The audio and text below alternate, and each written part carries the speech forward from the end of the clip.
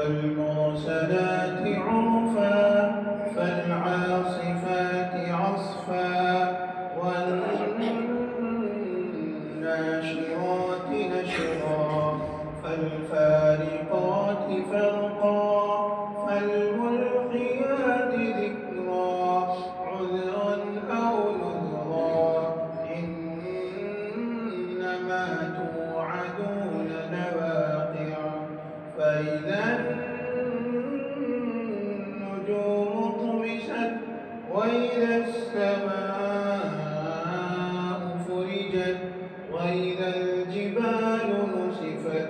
وإذا الرسل أقتت لأي يوم أجلت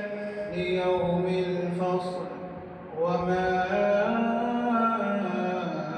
أدراك ما يوم الفصل ويل يومئذ للمكذبين ألم نهلك الأولين ثم نتبعهم الآخرين كذلك نفعل بالمجرمين ويل يومئذ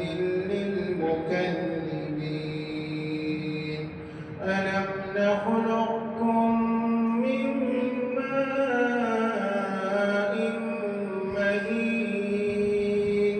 فجعلناه في قرار مكين إلى قدر معلوم فقدرنا فنعم القادرون ويل يومئذ للمكذبين ألم نجعل